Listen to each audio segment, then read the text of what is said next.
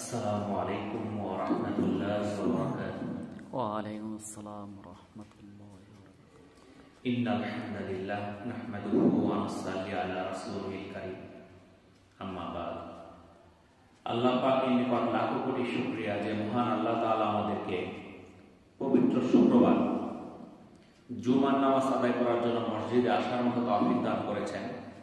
এই জন্য মহান আল্লাহর নিকট শুকরিয়া আদায় করি আলহামদুলিল্লাহ। আলহামদুলিল্লাহ। আজকে রজব মাসের দ্বিতীয় শুক্রবার 10 তারিখ। এই রজব একটা হারাম বা সম্মানিত মাস। আরবি 12টি মাসের মধ্যে 4টি মাস সম্মানিত, এর মধ্যে একটি হচ্ছে রজব। আপনারা অনেকেই পত্রপত্রিকায় দেখে থাকবেন হলিউড হিলস, যেটা বিনোদন জগতের সাথে জড়িত গরিব ব্যক্তিদের সর্বরাজ্য। সব সেলিব্রিটি, তারকা, নায়ক নায়িকা, সিনেমার সাথে যুক্ত ব্যক্তিবর্গ এবং প্রভাবশালী সব ধনীদের প্রথম পছন্দ হল হলিউড হিলস। এটা যুক্তরাষ্ট্রের ক্যালিফোর্নিয়ার লস অ্যাঞ্জেলসে অবস্থিত।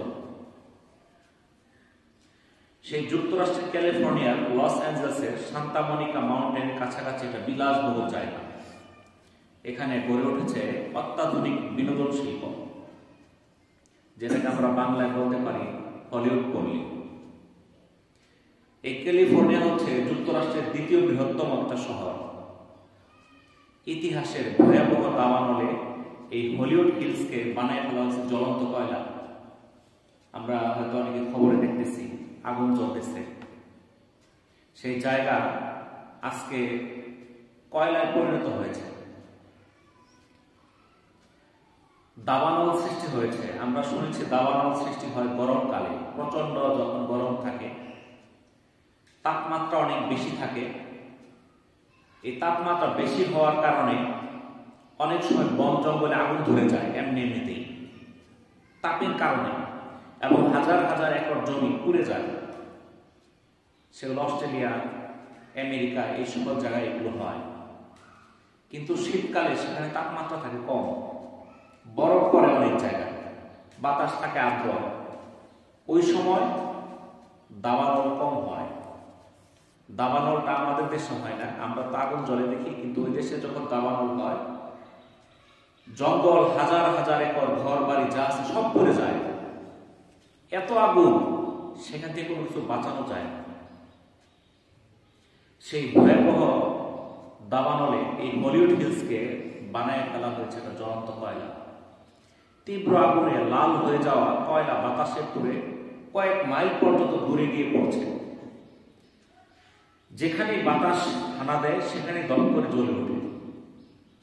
আগুনের লাল টকটকে আলো ছাড়া আর কোনো কিছুই নেই। প্রায় 150 বর্গ কিলোমিটার এলাকা জুড়ে।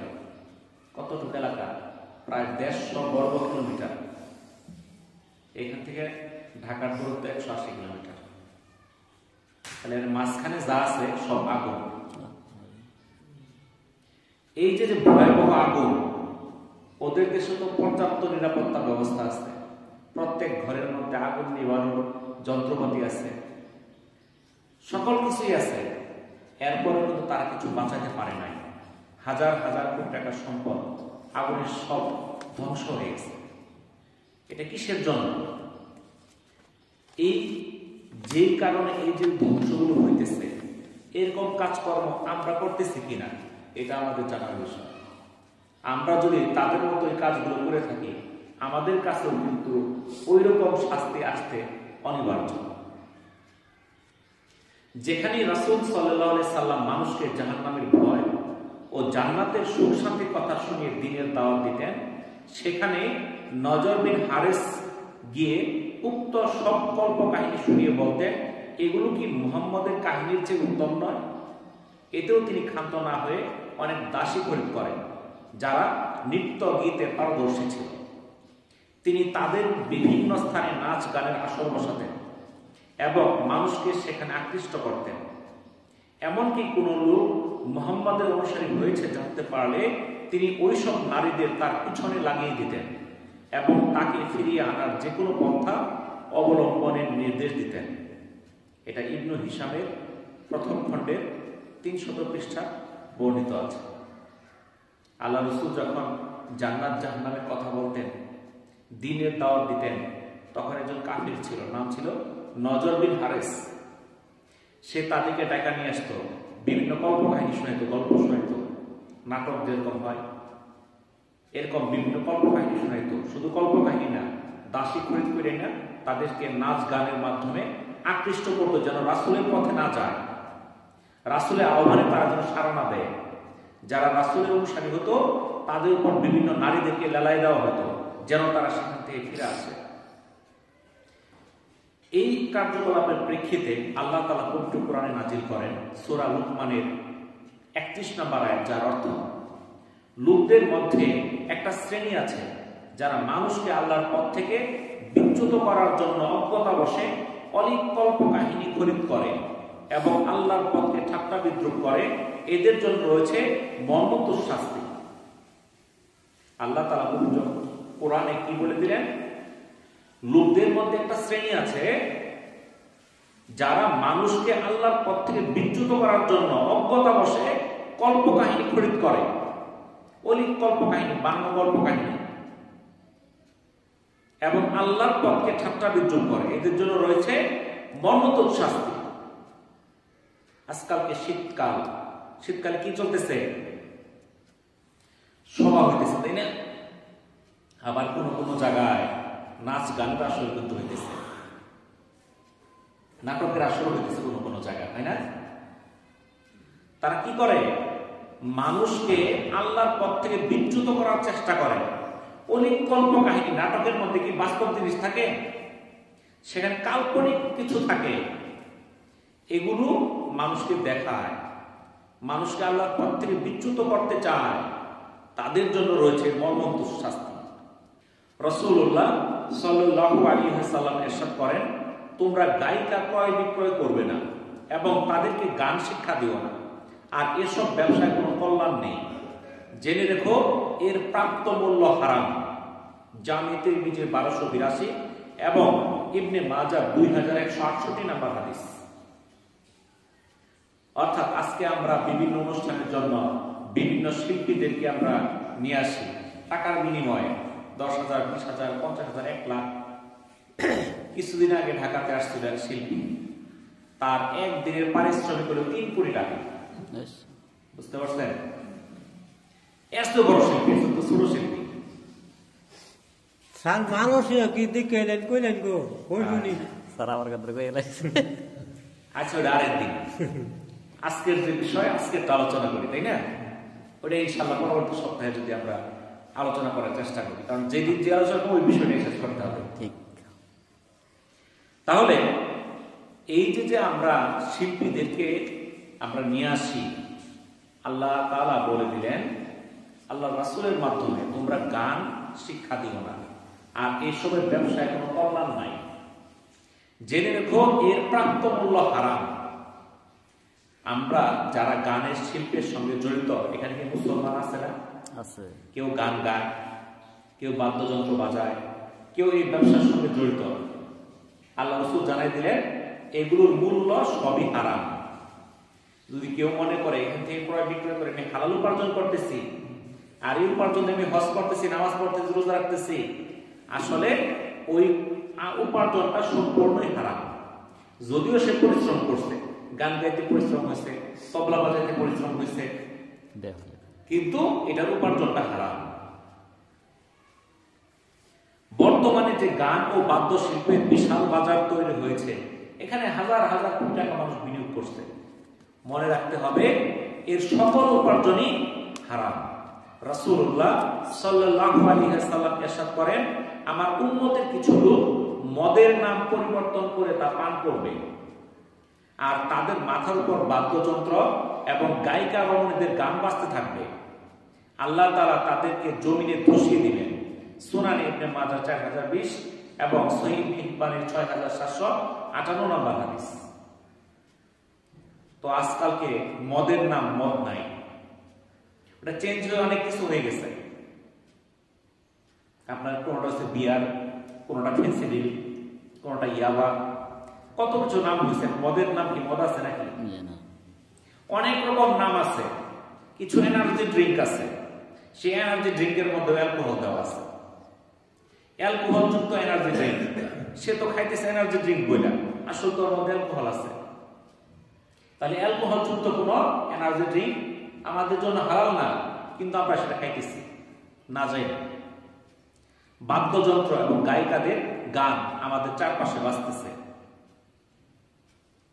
এগুলো দ্বারা আল্লাহ তাআলা কি করবে? জমিনে ধসিয়ে দিবে। হযরত আব্দুল্লাহ ইবনে মাসউদ রাদিয়াল্লাহু তাআলা আনহু বলেন, পানি যেমন ভূমিতে তৃণলতা উৎপন্ন করে, তেমনি গান মানুষের অন্তরে নিফাক সৃষ্টি করে। এটা তাফসীরে কুরতুবী 14 খণ্ডের 52 পৃষ্ঠা বর্ণিত।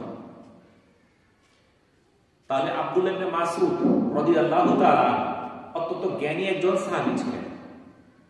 তিনি বলতেছেন, পানি যেমন তৃণলতাকে উৎপন্ন করে, আপনি যদি পানি দেন বিভিন্ন ঘাস লতা পাতা এগুলো জন্মায়, আর আমাদের অন্তর নিফাক সৃষ্টি করে কি? এগুলোর মতোই গান।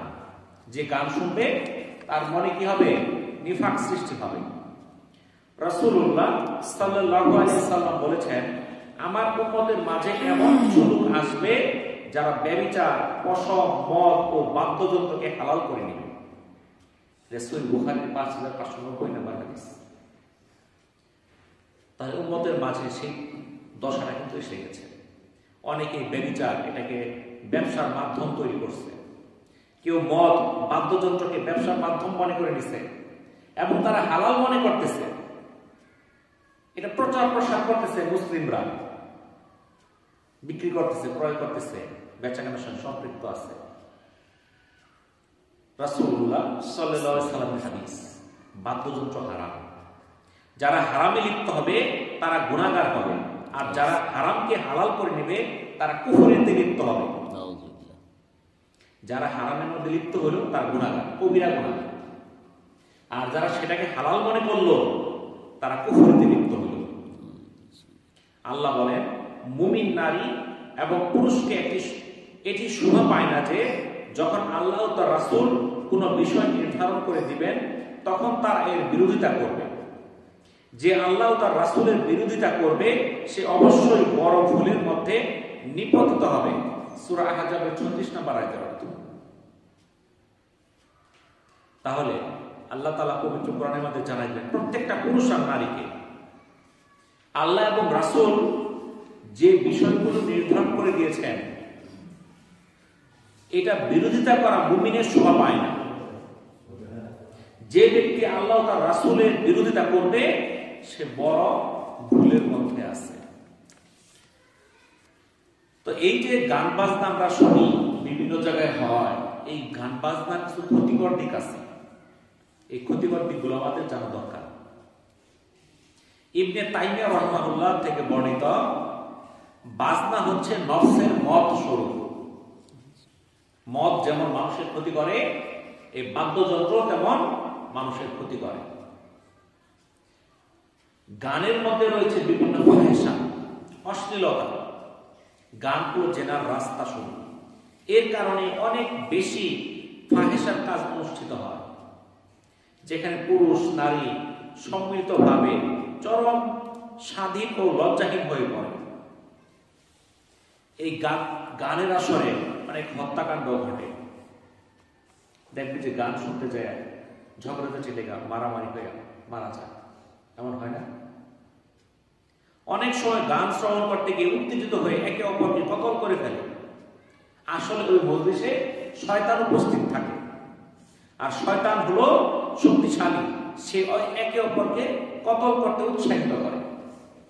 এই গানের মধ্যে বিভিন্ন অপকর্ম হয়, আপনারা বিভিন্ন পত্র পত্রিকায় খবর দেখে থাকবেন। কি জন্য হয়? কারণ সেখানে উপস্থিত থাকে কে? শয়তান। আবার এই গানের মধ্যে এমন কিছু বাক্য থাকে যেগুলো শরীয়ত বিরোধী। আল্লাহ তাআলা বলেন, আর যে পরম করুণাময় জিকির থেকে বিমুখ থাকে আমি তার জন্য এক শয়তানকে নিয়োজিত করে ফেলি, ফলে সে এক শয়তানের সঙ্গী হয়ে যায়, আর নিশ্চয় তারাই মানুষকে আল্লাহর পথ থেকে বাধা দেয়। অথচ মানুষ মনে করে তারা হেদায়েত প্রাপ্ত।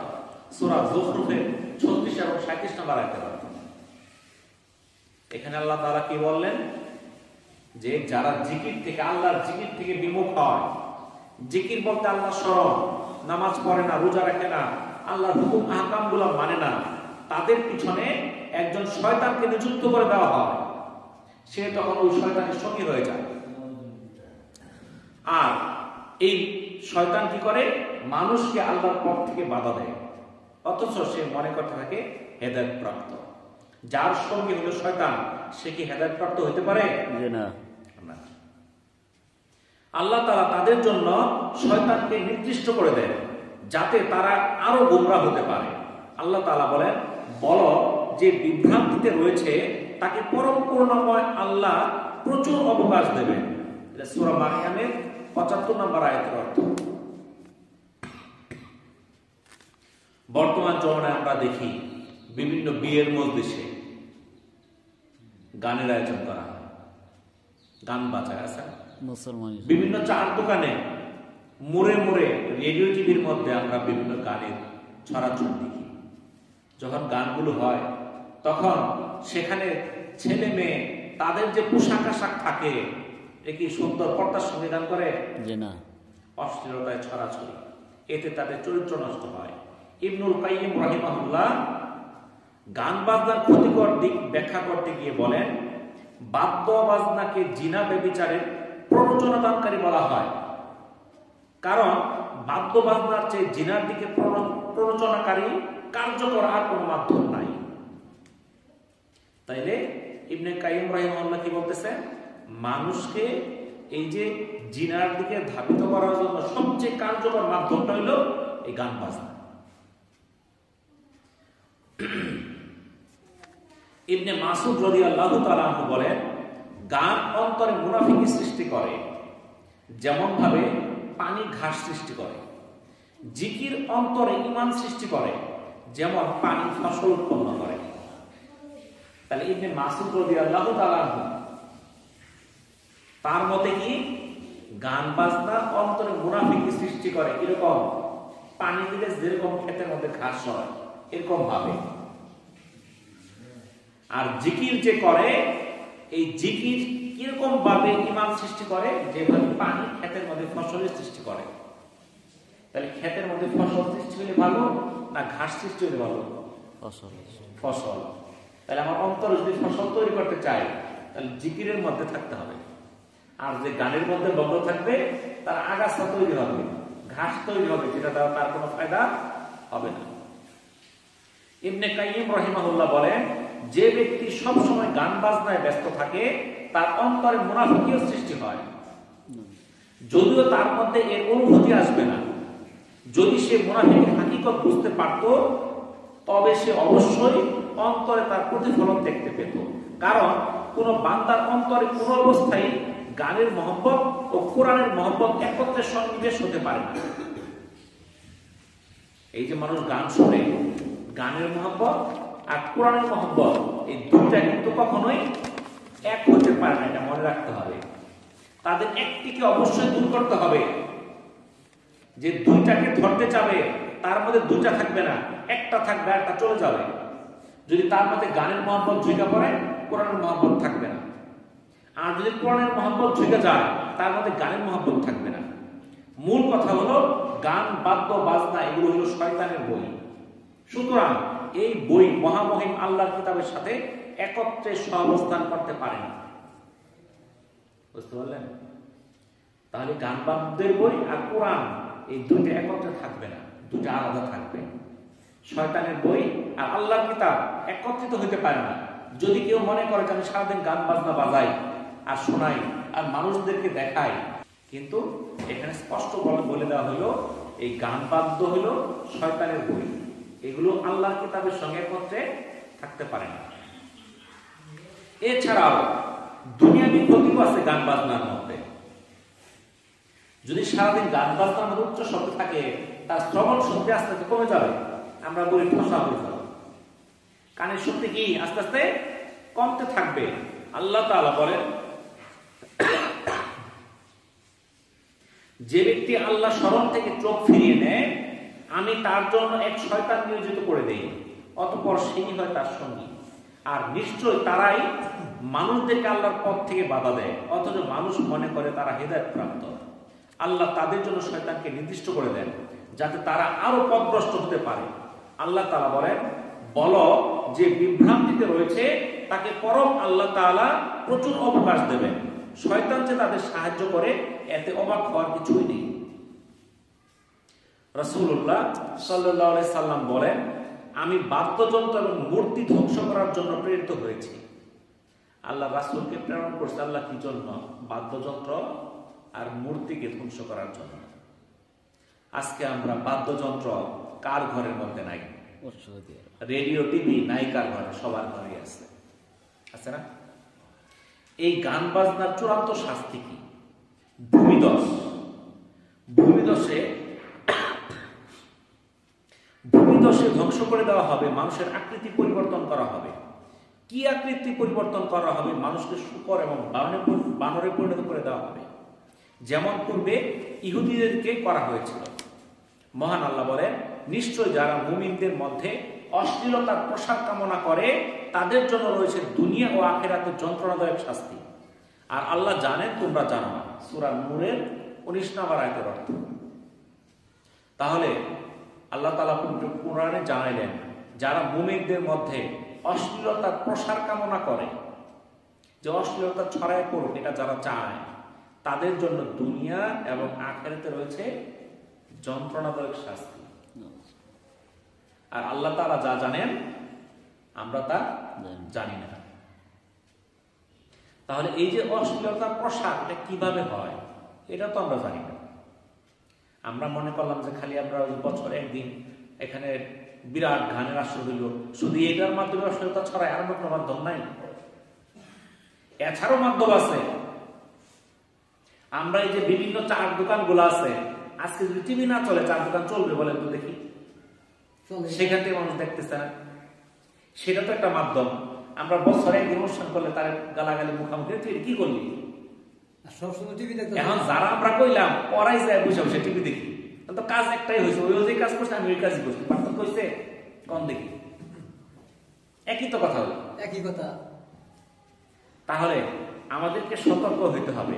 জাবির বিন আব্দুল্লাহ বিন যাবির রাদিয়াল্লাহু তাআলা আনহু থেকে বর্ণিত, রাসূলুল্লাহ সাল্লাল্লাহু আলাইহি সাল্লাম বলেছেন, যে ব্যক্তি কোনো উত্তম পন্থার প্রচলন করলো এবং লোকে তদনুযায়ী আমল করলো তার জন্য তার নিজের পুরস্কার রয়েছে।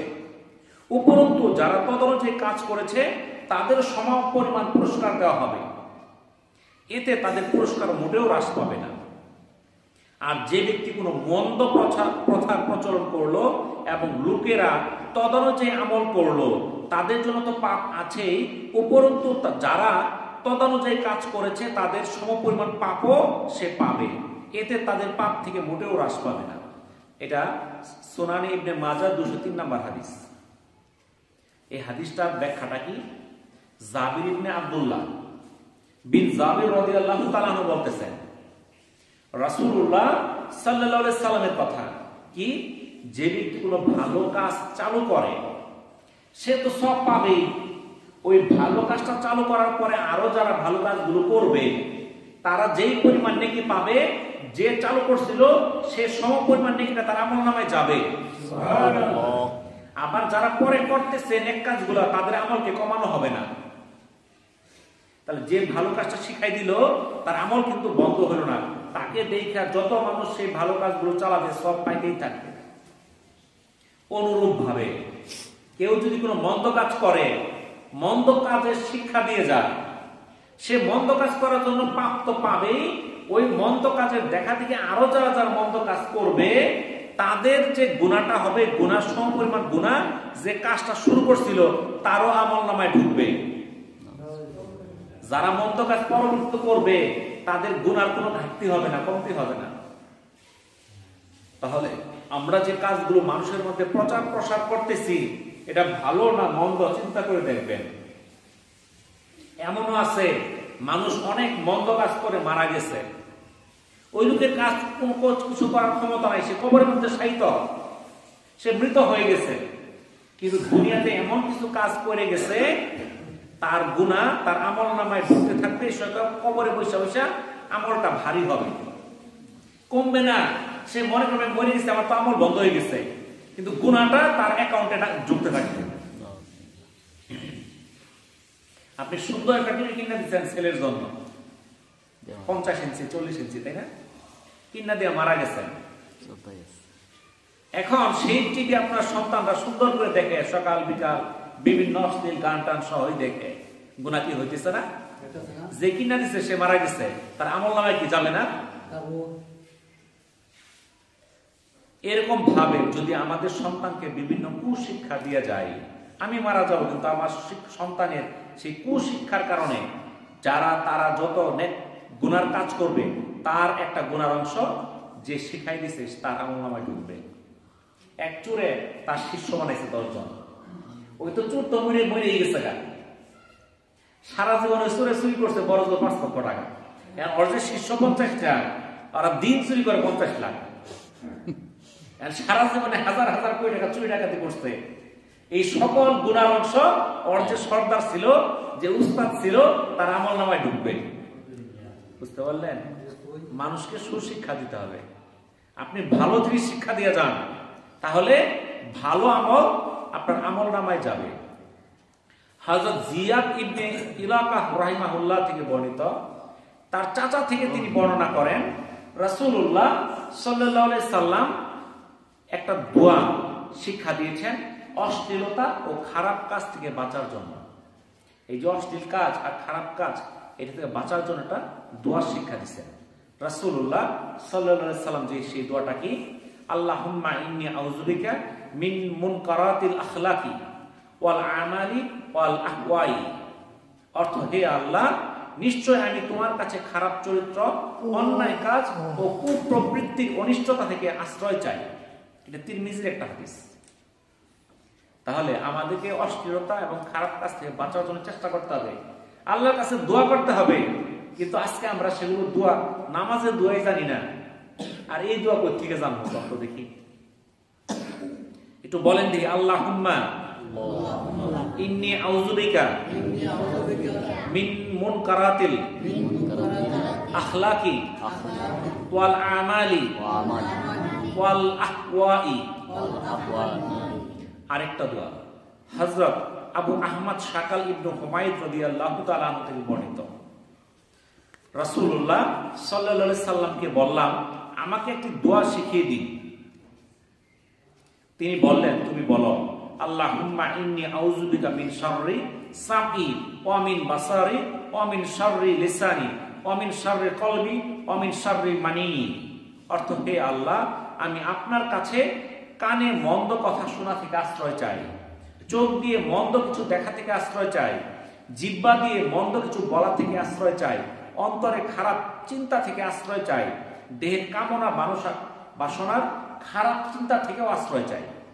এটা সুনানে আবু দাউদ, তিরমিজি, নাসাই সহ বিভিন্ন হাদিসের কিতাবে হাদিসটা আসছে।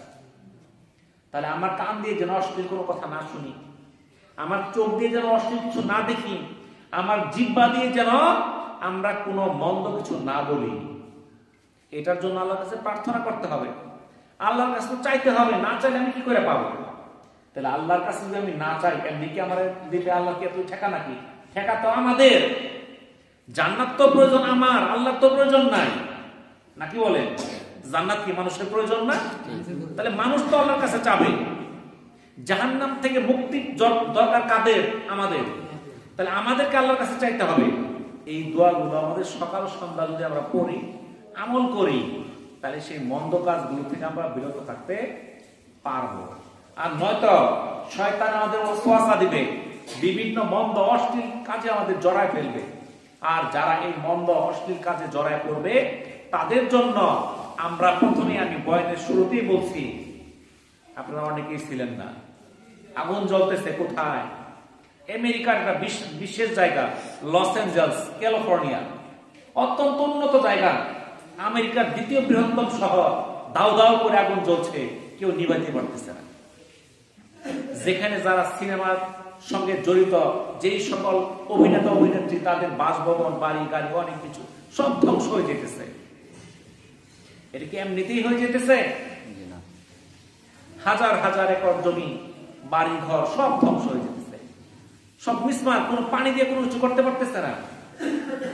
যদি আমরাও সেই কাজে জড়ায় যাই, আমাদের উপর কিন্তু আল্লাহর গজব আসতে দেরি হবে না। আমাদের সাবধান হতে হবে। এটা আমেরিকা একটা শহর, নাম হলো ক্যালিফোর্নিয়া।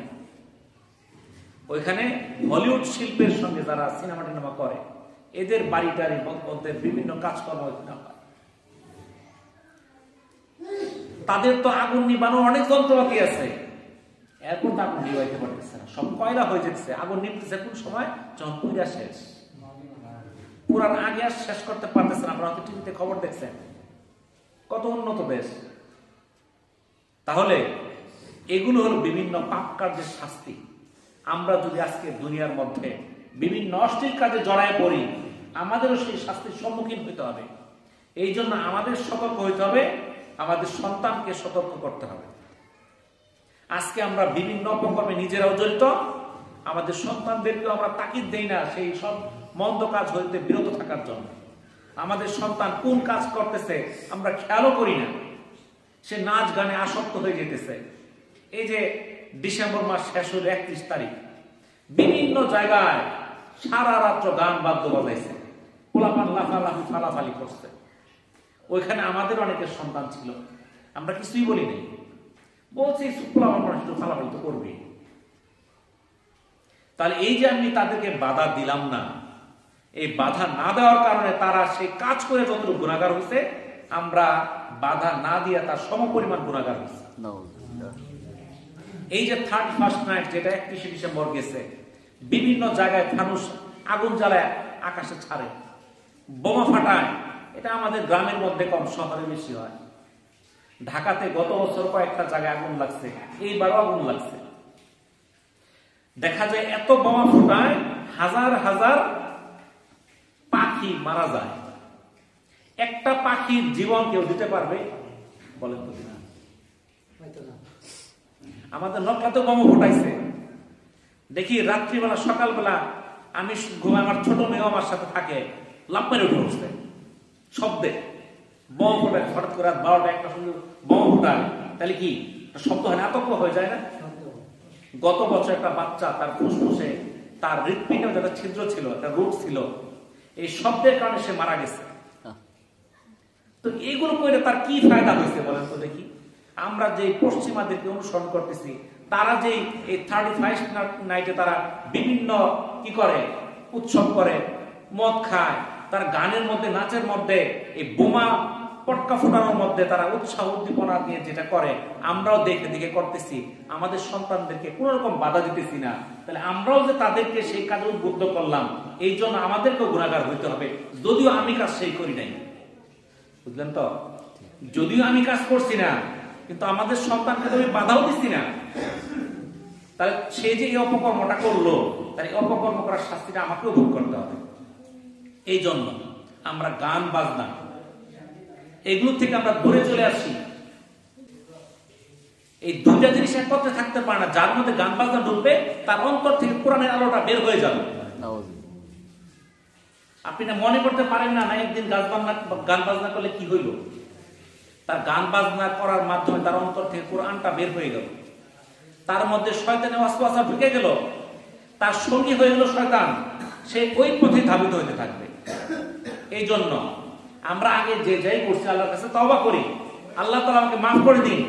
আমিন। কারণ আল্লাহ তাআলার কাছে মানুষ যখন গুনার জন্য মাফ চায়, আল্লাহ তাকে মাফ করে দেয়। যতক্ষণ পর্যন্ত আমার ঈমান আছে, যতক্ষণ পর্যন্ত আমার জীবন আছে, ততক্ষণ পর্যন্ত সুযোগ আছে। মারা গেলে কিন্তু আর তওবা করা যাবে না। তাহলে সুযোগ আছে তওবা করার, আমরা তওবা করি যে আমরা যেই কাজ করছি এই কাজটা করব না, আমাদের সন্তানদেরকেও এই পথে আমরা যেতে দিব না। তো যেই কথাগুলো শুনলাম, আল্লাহ তাআলা আমাদেরকে আমল করার তৌফিক দান করুন। আমিন। ওয়া আখিরু দাওয়ানা আলহামদুলিল্লাহি রাব্বিল আলামিন। আসসালামু আলাইকুম ওয়া রাহমাতুল্লাহি ওয়া বারাকাতুহু।